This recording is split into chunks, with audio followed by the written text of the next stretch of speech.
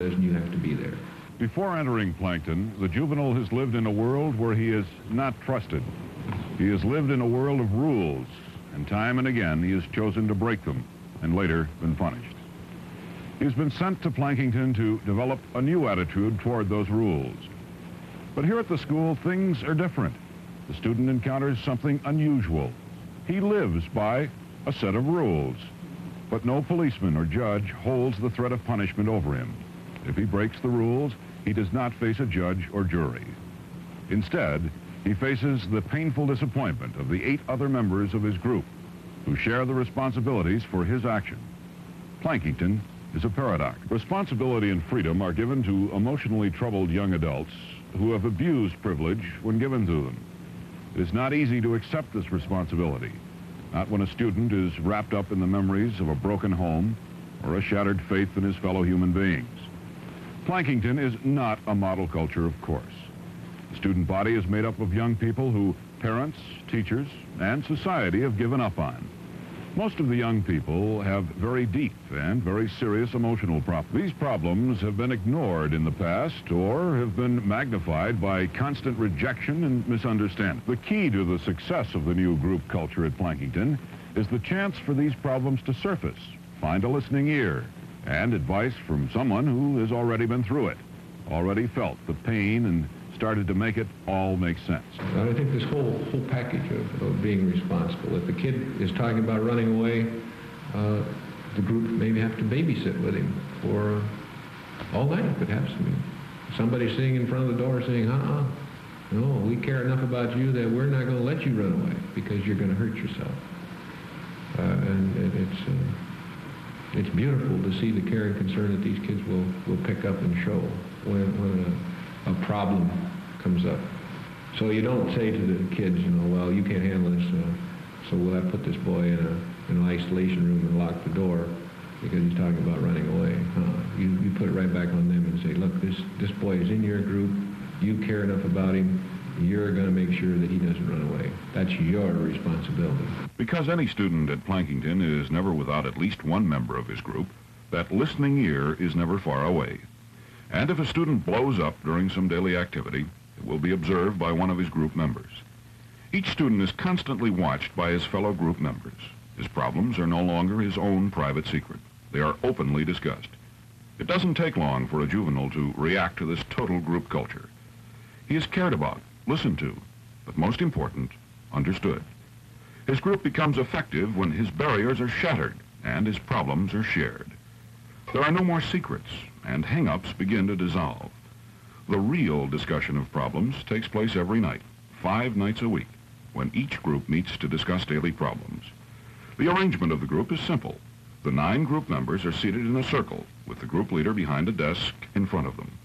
What happens in the group? And this is the coming together of all the things that are going on within the institution. And the groups meet 5 nights a week for an hour and a half. This is the time when the young people get together and talk about how they got in trouble with each other and what has been going on.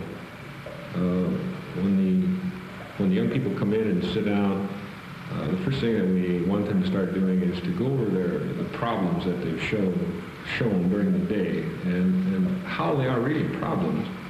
And sometimes there's some interpretation by different group members that wasn't a problem or it was a problem or, this is very important in the fact that from these problems the young people within the group ask for the meeting to get help. Advice from the group is not always wanted. Some problems are very deep and very painful. If a student cannot face them and refuses to let the group inside him, the group will often take it upon themselves to throw these problems out in the open. The only way a student can be paroled from Plankton is to first be recommended for that parole by his group. The staff members and group leaders will discuss that recommendation and have a final decision.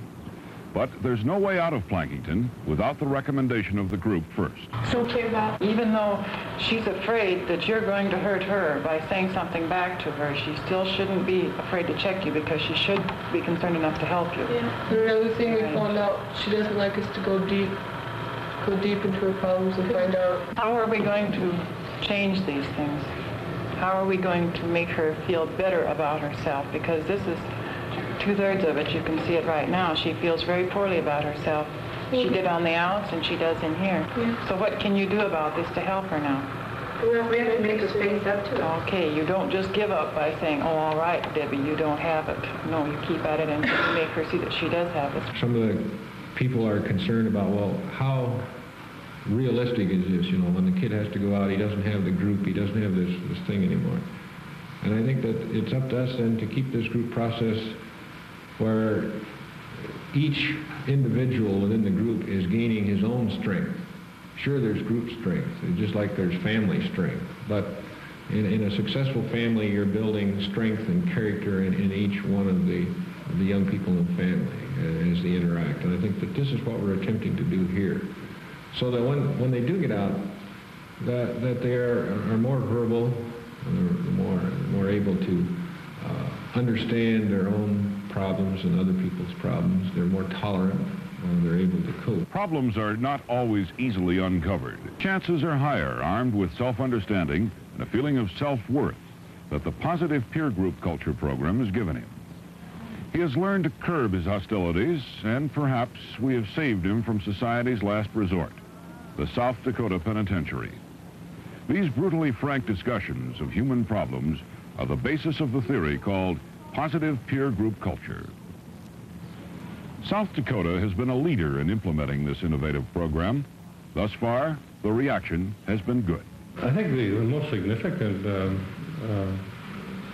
impression has been from people that are really interested in children, and I'm speaking now of welfare people, school administrators, people that are really dealing with kids. They're, I think, had their eyes open since they've been able to see our program. They can see that we're really, really reaching these boys and girls. If we can prevent a child from ending up in the penitentiary, why, we've saved the taxpayers hundreds and hundreds of dollars.